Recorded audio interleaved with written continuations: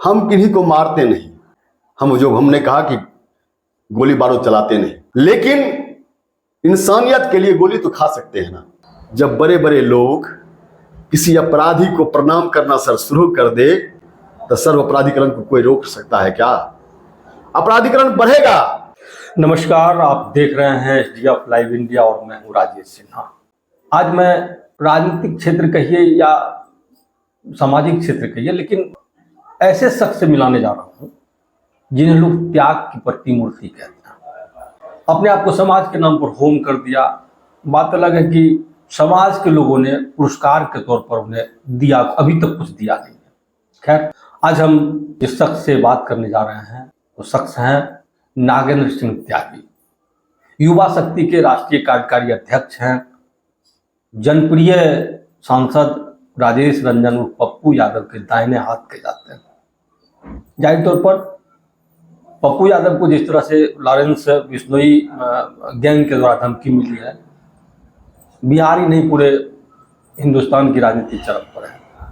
आज उनसे हम जानना चाहेंगे कि धमकी देने के बाद आखिर हुआ क्या क्या। आज तो महेश पांडे नामक एक धमकी देने वाले युवक को पूर्णिया पुलिस के द्वारा दिल्ली से गिरफ्तार कर लिया गया है, लेकिन क्या कारण है कि मंत्री नीरज कुमार बबलू कहते हैं कि पप्पू यादव ये धमकी के नाम पर राजनीति कर रहे हैं, नौटंकी कर रहे हैं। कुछ लोगों का, कुछ पॉलिटिशियन का कहना है कि वो सुरक्षा बढ़ाने को लेकर इस तरह का नौटंकी कर रहे हैं। कुछ कह रहे हैं कि डर गए इसलिए पप्पू यादव खामोश हो गए।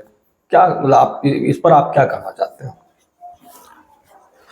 सबसे पहले तो एसडीएफ लाइव देखने वाले और आपको बहुत बहुत धन्यवाद, नमस्कार। जिस सवाल को आप छेड़े सर, पप्पू यादव उस व्यक्ति का नाम है जो जाति धर्म वर्ण भेद की दीवार को तोड़कर समाज के विकास के लिए, मानवता की सेवा के लिए, मानव मूल्य के सवाल पर अपना आहुति देता है। उस शख्स का नाम है पप्पू यादव सर। पप्पू यादव उस शख्स का नाम है, रोती बिलखती हमारी माँ, हमारे पिता को जब कोई सहारा नहीं मिलता है तो आंसू पोंछने वाले व्यक्ति का नाम होता है पप्पू यादव। जिस जुल्म के खिलाफ कोई राजनेता हो या कोई व्यक्ति नहीं आवाज उठाता है, वहां पर आवाज बनने का नाम है पप्पू यादव सर। जहां भी आप देखें, मैं नहीं कहता वो भगवान हो गए, जितना संभव हो सकता है कि इंसान के लिए वो सारा कुछ कर गुजरने का मादा रखता है पप्पू यादव। आज जिस सवाल को लेकर के पूरे देश में बहस बन रहा है, लोग कहेंगे कि सुरक्षा गार्ड बनाने की बात करते हैं, डरने की बात करते हैं या राजनीति करने की बात करते हैं। सर, पप्पू यादव कौन सा गलत बोला है? लोगों ने कहा कि पप्पू यादव जी को ऐसा नहीं बोलना चाहिए। कौन सा बात बोले? एक लोग कहते हैं सर, हमारे सामने में, किसी इंसान के सामने में हमारी बहू बेटी का इज्जत तार तार हो रहा हो और तार तार होते हुए हम देख करके चले जाएं तो हम भला और अच्छा आदमी सर कहलाते हैं। और यदि उसका विरोध करने की बात करते हैं तो सर हम अपराधी हो जाते हैं। कौन सा गलती? क्या आदरणीय पप्पू यादव जी ने कहा दिया? और उन्होंने बस इतना ही कहा ना। कभी इतना बड़ा जुल्म हो रहा है, इतने बड़े हमारे हिंदू मैंने कहा जाता है कि सारे जहां सच्चा हिंदुस्तान हमारा, हिंदुस्तान का पूरी दुनिया में पूजा होता है। और ऐसे महान देश में कोई एक ऐसे व्यक्ति जो जेल के सलाखों में बंद है और वहां से घटना पे घटना करने की जिम्मेवारी खुद ले लेता है, और हमारे आदरणीय प्रधानमंत्री, माननीय प्रधानमंत्री और गृह मंत्री हाथ पर हाथ धर के बैठे रहते हैं, तो हमारे सर उस व्यक्ति को नहीं, वह तो बहुत छोटा व्यक्ति होगा, उस व्यक्ति के मनसा पर प्रश्न खड़ा होता है। ये भारत सरकार पर सर प्रश्न खड़ा होता है कि आप हाथ पर हाथ धर के क्यों बैठे हुए? क्या लगता है कि एक गैंगस्टर ये लॉरेंस बिश्नोई पूरे ये अपनी उंगलियों पर पूरे सिस्टम को नचा रहा है? सारा खेल है सर राजनीति का। लोग, आपको एक छोटी सी मैं बात बता दूं, कोई सरकार जब अपने विकास के रास्ते पर असफल होता है तो अन्य चीजों का सहारा लेता है। आज जिस प्रकार विरोध हो रहा है पूरे देश में, इतना सुंदर सुंदर बात बोलते थे आदरणीय नरेंद्र दामोदर मोदी जी, क्या पता नहीं सोने हिंदुस्तान को सोने की चिड़िया बनाने की बात करते थे, और वो जब नहीं हो पाया तो इस तरह के मुद्दों में लोगों को भटकाना चाहते हैं जिससे हमारा देश का विकास नहीं हो सकता है। सर, यह जो परिपाटी विभिन्न जो जिसकी आपने चर्चा किया, ये जो परिपाटी चली आ रही है हमारे देश के नौजवानों को दिग्भ्रमित करेगा। ऐसी चीज हमारे देश के नौजवानों को अपराधीकरण बनाएगा। हमारा देश का नौजवान ये सोचेगा कि साले जब ये मामला यदि किसी कोई अपराधी अपराध कर रहा है और उसको दुनिया सलाम कर रही है और तमाम देश के बड़े बड़े मीडिया के लोग भी उसको सारा आंखों पर रख रहे हैं, तो अपराधी बनने में सर फायदा है। आज जिस प्रकार से विभिन्न तरह के गैंगस्टर की चर्चा होना शुरू हो गया तो अपराधीकरण हो गया हमारे युवाओं का, इस पर ध्यान नहीं देती है। और यदि ऐसा होता है सर, जब बड़े बड़े लोग किसी अपराधी को प्रणाम करना सर शुरू कर दे तो सर अपराधीकरण को कोई रोक सकता है क्या? अपराधीकरण बढ़ेगा सर, घटेगा नहीं। इसलिए भारत सरकार को जो हमारे जो भी हैं अग्रणी नेता हैं, उनसे हम निवेदन करना चाहेंगे कि ऐसे अपराधीकरण को रोकने का काम कीजिए, इसको बढ़ावा देने का काम मत कीजिए, उसको भगत सिंह का परवाना बनाने का काम मत करें। आप भगत सिंह नहीं हो गए हो। यदि इतना ही क्रांतिकारी तुम हो, तभी पूरा हिंदुस्तान को कब्जा कर रहा है चाइना, चारों तरफ से घेर दिया है बांग्लादेश, अंग दिखाना शुरू कर दिया है। छोटा देश जो नेपाल है वो अंग दिखाना शुरू कर दिया है। पाकिस्तान हमेशा दिखाते रहता है, श्रीलंका भी दिखाते रहता है क्रांतिकारी हो, जाओ उसको रोको। हमारे हिंदुस्तान के कई हजार एकड़ जमीन को कब्जा कर लिया है, तो क्या हिम्मत है? तो क्या लगता है कि लॉरेंस बिश्नोई को आगे करके या मोहरा बना के मतलब पॉलिटिशियन अपना पॉलिटिक्स चल रहे हैं? कंप्लीट रूप से सिर्फ राजनीति रोटी सेकने के लिए काम हो रहा है सर, सिर्फ राजनीति रोटी सेकने के लिए, और कोई बात नहीं। एक व्यक्ति तो हुआ, हम तो सलाम करना चाहेंगे पप्पू यादव जी को। उन्होंने क्या कहा कि भारत सरकार आदि आदेश करे तो मैं 24 घंटे के अंदर बिश्नोई जैसे गुट को मैं समाप्त कर सकता हूं। समाप्त करने का क्या मकसद होता है सर? क्या मैं गोली से मैं उड़ा दूं? ये नहीं है, वो पप्पू यादव जी नहीं है। समाप्त करने का मकसद है सर, विचार से भी समाप्त किया जा सकता है, उसको अच्छे रास्ते पर ला करके भी समाप्त किया जा सकता है, उसको न्याय दिशा देकर के भी समाप्त किया जा सकता है। यदि जिस व्यक्ति के अंदर निगेटिव एनर्जी है उसको पॉजिटिव एनर्जी में ला करके भी समाप्त किया जा सकता है। जो साथी उसके लोग हैं, भाव ये है, किसी को मारने का वो षड्यंत्र नहीं, समाप्त करने का वो मकसद नहीं है। तो क्या लगता है कि एक बाहुबली जब संत हो गए तो इस तरह का गैंगस्टर ऊपर चढ़ना चाह रहा है? संत केस कहां हो गए सर? उन्होंने तो अंतिम तक बोला मैं जो बोलते आया हूं, अब इसको संत कहेंगे?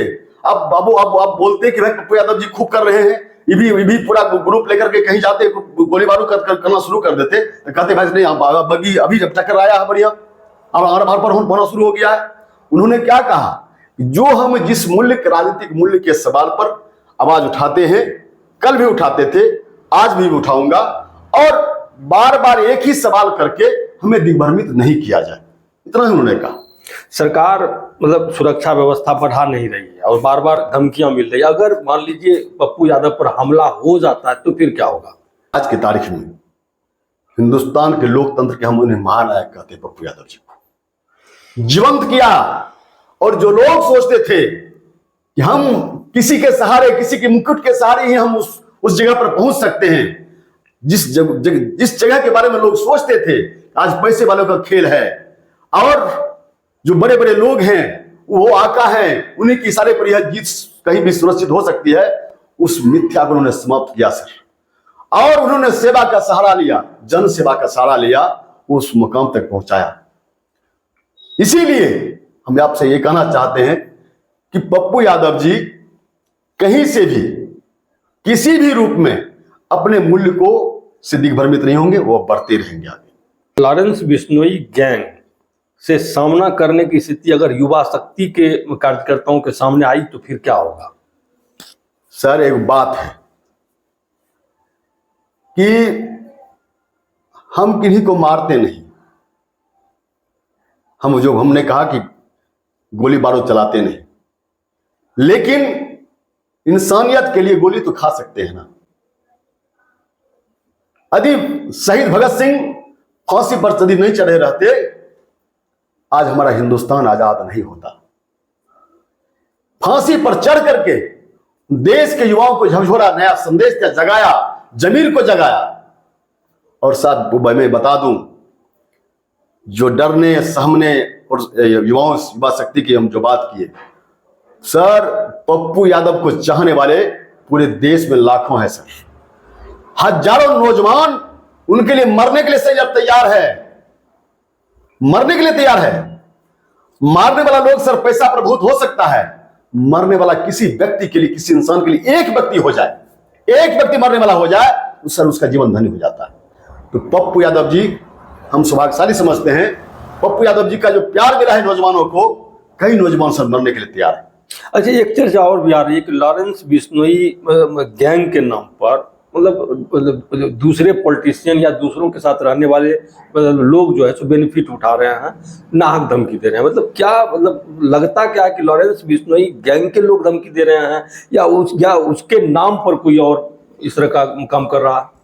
देखिए, हम तो कयास ही लगा सकते हैं ना, कयास ही लगा सकते हैं। लोग कहते हैं कि कहीं शुरुआत यदि हुआ, अभी आपको मैं बता दूं, जो हमें जानकारी लोग ही बोलते हैं। हम कोई पुष्ट खबर की बात नहीं कहेंगे। विभिन्न जेल के लोग बोलते हैं कि फलना जेल में चर्चा चल रही है, अमुक जेल में चर्चा चल रही है, कि मैं भी उस बिश्नोई संगठन का लोग हूं। पता नहीं क्या हो गया, जो लड़के यहाँ किसी जेल में है नौजवान, वह भी अपने आप को बिश्नोई संगठन का नाम लेकर के अपने आप को उभरना चाहता है। लोग हमसे डरना शुरू कर दे। ये परिपाटी सर गलत है। ये परंपरा की जो शुरुआत हो रही है बिल्कुल गलत है सर। ये मेरा कहने का सेंस है। और पप्पू यादव के साथी या पप्पू यादव ना तो कल भी डरे थे किसी से, ना आज डरे हैं, ना कल किसी से डरेंगे। अच्छा जी, आप अपने आप को समाज के नाम पर होम कर दिए। लोग आपको त्याग की प्रतिमूर्ति भी कहते हैं, लेकिन आप ये बताइए कि समाज ने आपको वो दिया जिसकी आकांक्षा कभी आपके मन में रही हो, कोई ऐसा पुरस्कार? सर कहा गया, अपनी तो बस फितरत है जलाते चलो चिराग, सफर में चाहे दोस्त या दुश्मन का घर मिले। मेरा उसूल है सर, और हम सीधा कहते हैं कि नफरत करने वाले अगर नफरत करना नहीं छोड़ते तो हम मोहब्बत करने वाले मोहब्बत करना क्यों छोड़ दें। तुम्हारे वसूल है नफरत करते रहो, मेरी वसूल है मोहब्बत करेंगे। और आज भी मेरे पास सर कुछ नहीं है, लेकिन जिंदा है ना सर।